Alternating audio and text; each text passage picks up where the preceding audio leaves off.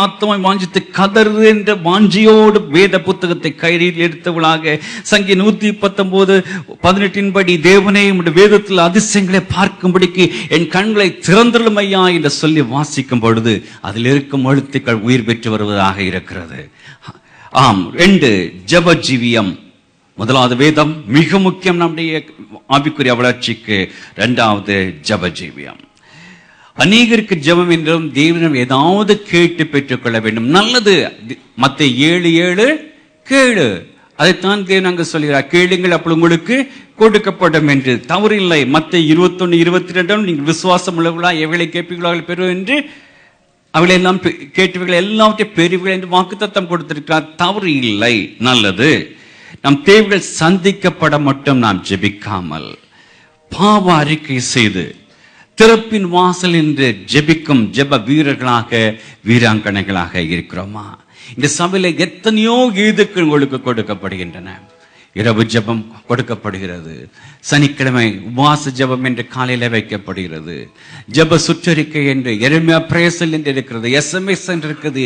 ஏதாவது ஒரு ஜெபங்களை நீங்கள் இணைத்துக் கொள்ளும் பொழுது அது மகிமையாக இருக்கும். கொலோசியர் 4:2 1 Thessalonians 5:17 என்ன பார்க்கிறோம்? இடைவிடாமல் 24 மணி நேரம் ஜெபம் பண்ண முடியுமா? அப்படியே சொல்லுது வேதம் சொல்லுகிறது அல்ல. இங்கு முடியும் என்று ஒரு பக்கம் சொல்லலாம். காலையில எழுந்ததும் வேலைக்கு எழுந்ததும் ஜெபம் பண்ணலாமா? முடியுமா? முடியும். வேலைக்கு போகும் முன்பு பண்ணலாமா? வீட்டை விட்டு வெளியே செல்ல முன் ஜெபிக்கலாமா? காரை ஸ்டார்ட் பண்ற போறதுக்கு முன்னாடி ஜெபிக்கலாமா? சென்று அடைந்து காரை ஸ்டார்ட் ஆஃப் பண்றப்ப ஜெபிக்க முடியுமா? பத்திரமா கொண்டு வந்து சேர்த்து விட்டீரேன் என்று ஜெபிக்க முடியுமா? முடியும். வேலை ஆரம்பிக்கும் முன்பாக ஜெபிக்க முடியுமா? வேலை செஞ்சு கொண்டிருக்கும் ஜெபிக்க முடியுமா? வேலை முடித்த பிற்பாடு ஜெபிக்க முடியுமா? சாப்பிட்றதுக்கு முன்னாடி ஜெபிக்க முடியுமா? சாப்பிட்ட பின்பு முடிக்க முடியுமா?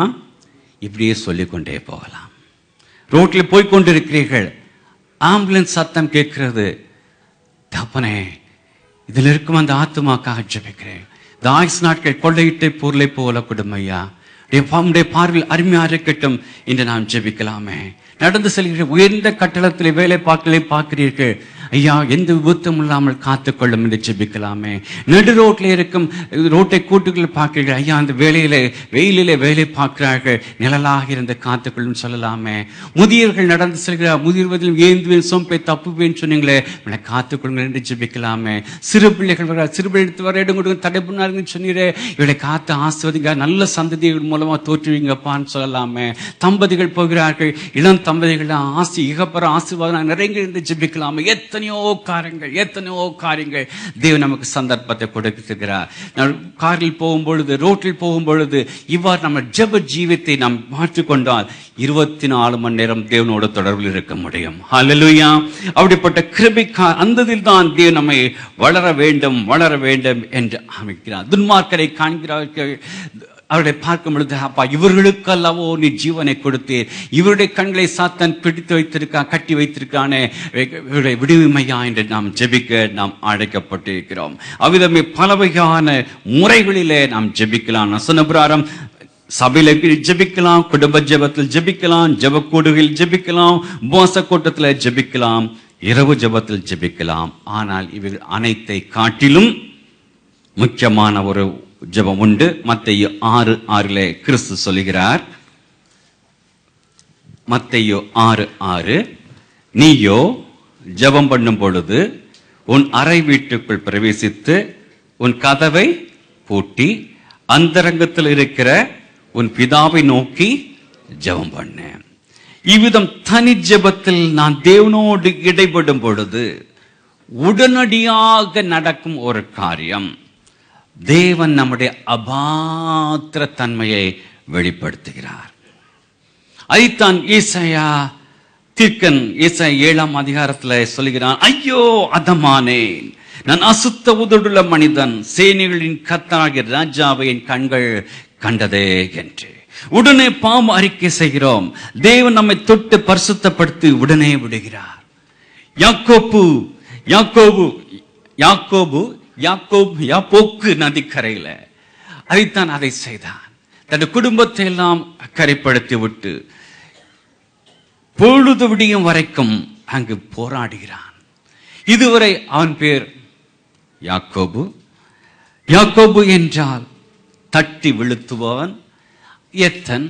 அப்படிப்பட்டவனை தனி ஜெபத்தில் தேவனோடு போராடின பொழுது, தேவனோடு போராடினவன், கர்த்தரோடு போராடினவன் என்று தேவன் மாற்றி இஸ்ரவேலாக மாற்றினதை காண்கிறோம். அதன் பின்பாக யாக்கோபுடைய முழு ஜீவியமும் மாற்றப்பட்டு இன்றும் அவன் பெயர் தரித்திருக்கும் ஒரு தேசமாக இஸ்ரவேல் விளங்குவதை நாம் காண்கிறோம். தனி ஜெபத்திற்கு அப்பேற்பட்ட ஒரு வல்லமை உண்டு. ஒரு உயரக உணவு விடுதிக்கு நீங்கள் செல்கிறீர்கள். எல்லாம் அழகாக இருக்கிறது, உள்கட்டமைப்பு, பர்னிச்சர்ஸ் எல்லாம் அழகாக இருக்கிறது, மெல்லிசை வருகிறது, நல்ல ட்ரெஸ் பண்ண சர்வர் இருக்கிறார்கள். ஆனால் சாப்பாட்டை வாய் வைக்க முடியவில்லை. நீங்கள் போவீர்களா? அடுத்த தடவை அங்க யாரையாவது போக சொல்லுவீர்களா? பண்ணலாம். வேணே அவனும் போய் நம்ம மட்டும் எந்த பாடுபட்டோம் அவனும் போகட்டும் சொல்லலாம். அப்படி இல்லாமல் போக மாட்டோம். இவ்விதம்தான் இந்த தேவனை அறியாதவர்கள் புதமருத்திரர்கள் நம்முடைய வெளி தோற்றத்தை பார்க்கிறார்கள். என்ன பக்தி! ஒவ்வொரு வெள்ளிக்கிழமை ஆலயத்துக்கு போறாரு, ஒவ்வொரு திங்கட்கிழமையும் போறாரு, ஜெபிக்கிறார். இவ்விடம் சென்றால் நான் ஆறுதல் பெறுவேன் என்று வரும் பொழுது அவருடைய கொடுக்க ஏதாவது இருக்க வேண்டும் என்றால் ஜெபத்தில் நீங்கள் தேவனோடு தரித்திரர்களாக இருந்தால் மட்டுமே, இன்னும் அவருடைய கிட்டி சேரும் பொழுது மட்டுமே தேவனை மாற்றுகிறார். ஒரு அழகான ஒரு பாடல் உண்டு. திருப்பாதத்தில் தங்கும் போதெல்லாம் பேரானந்தம் காண்கிறேன், உம்மை நோக்கி வேண்டுதல் செய்கையில் மெய் சமாதானமாகிறேன்.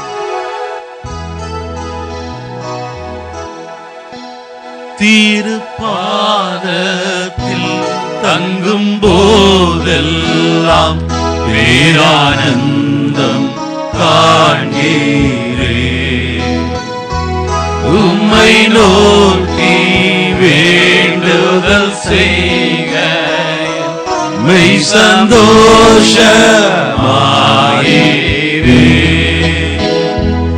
இன்னும் கேட்ட சேர்த்து கொள்ளுமே பாடுபட்ட நாயகா. இன்னும் கேட்ட சேர்த்து கொள்ளுமே ஜீவன் தந்த ரட்சகா.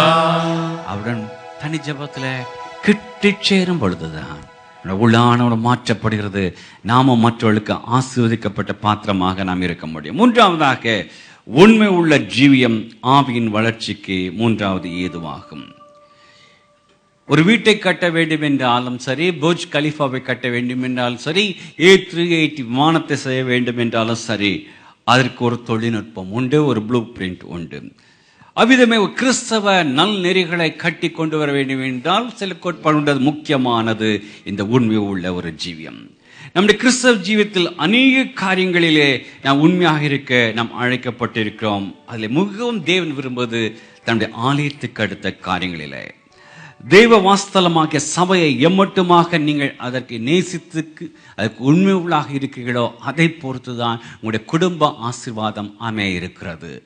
இது நம்முடைய அறிவுக்கு அப்பாற்பட்டது. இதில் ஏதோ ஒரு ரகசியம் இருக்கத்தான் செய்கிறது. தம் ஆலயத்துக்கு ஒழுங்காக கடந்து வரும் ஒவ்வொரு சிறியோரையும் பெரியோரையும் தேவன் ஆசீர்வதித்து தம்முடைய கிருபையினாலே அவரை வளரச் செய்கிறார் என்பதை என்னுடைய இந்த குறிப்பிட்ட காலங்களிலே நான் கண்டிருக்கிறேன்.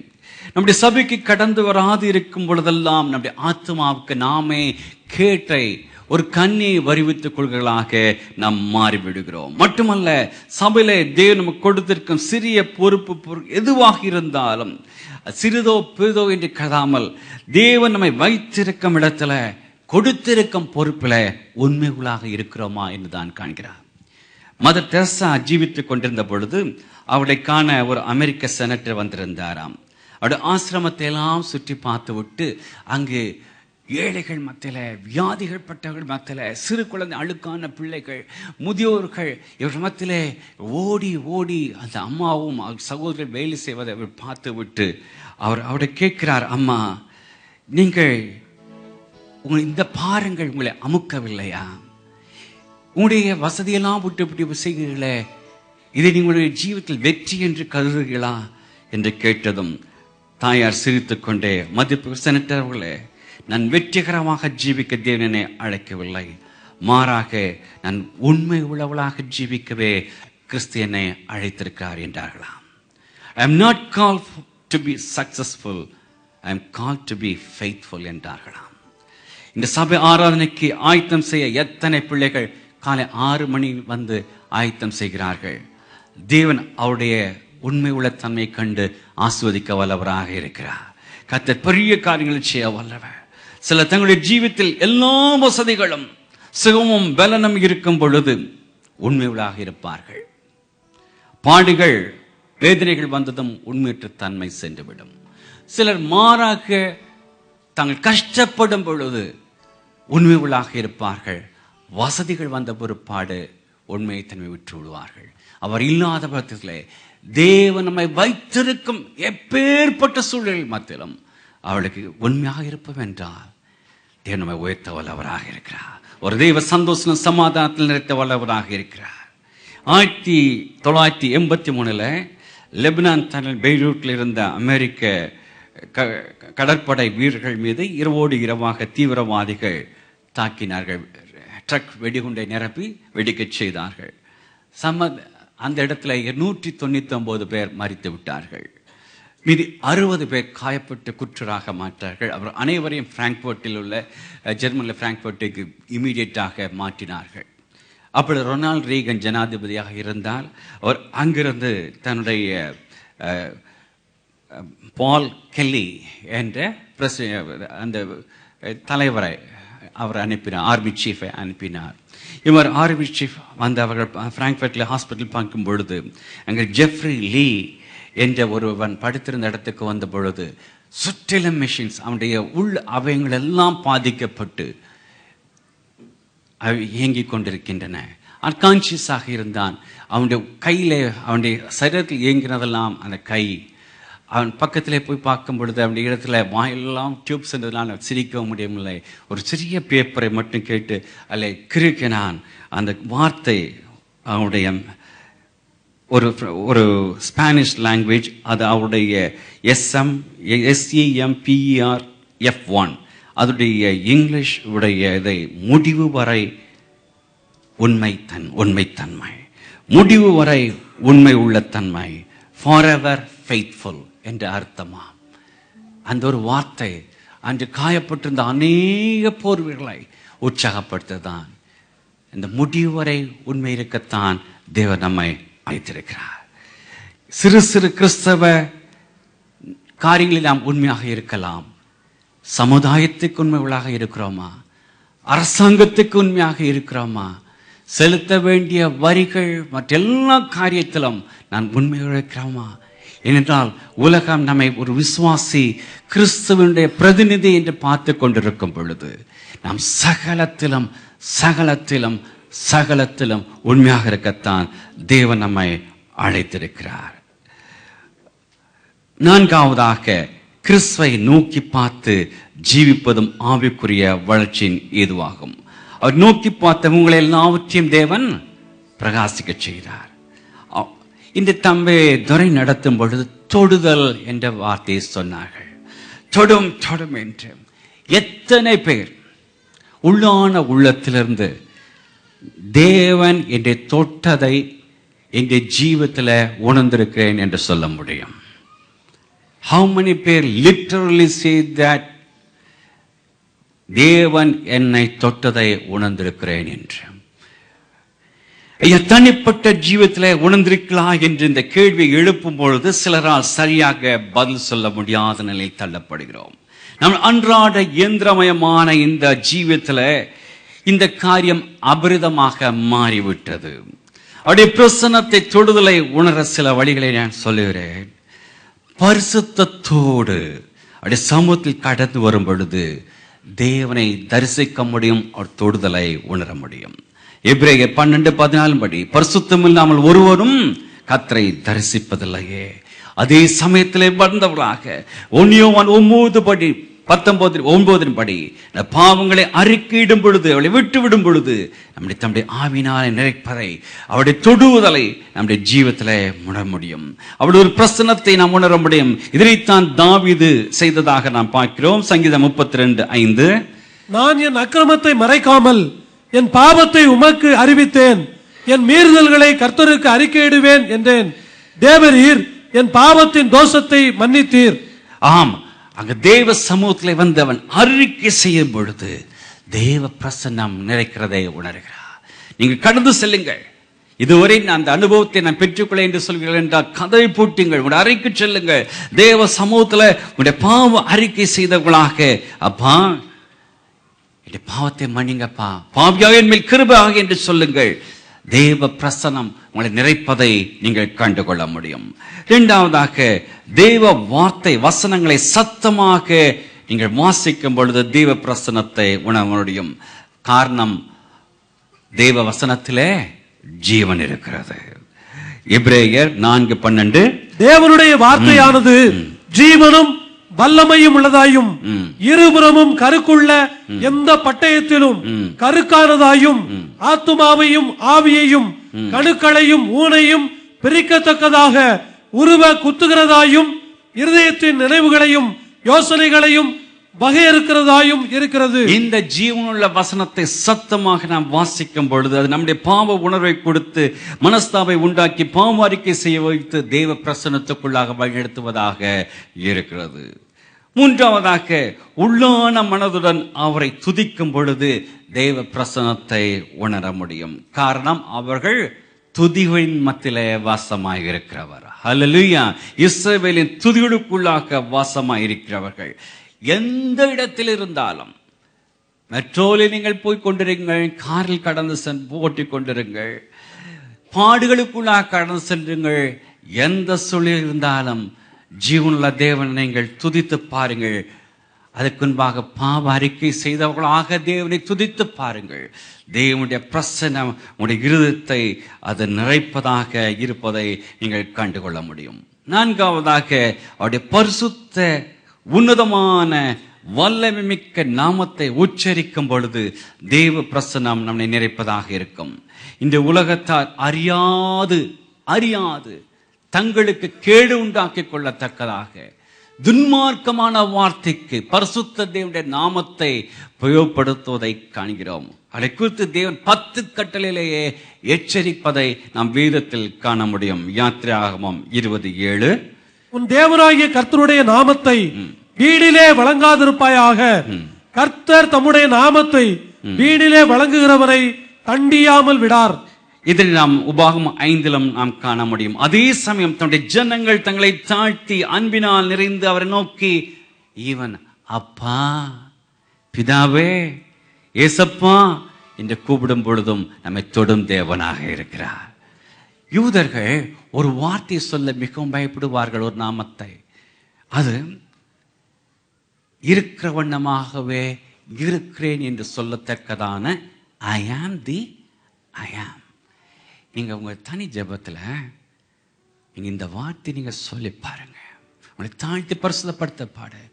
தேவ பிரசன்னம் வெள்ளம் போல் ஆட்கொள்வதை நீங்கள் உணர முடியும்.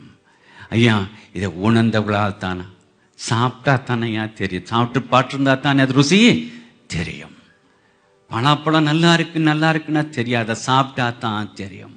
நீங்கள் இதை ருசித்து கர்த்தர் நல்லவர் என்று ருசித்து பாருங்கள்.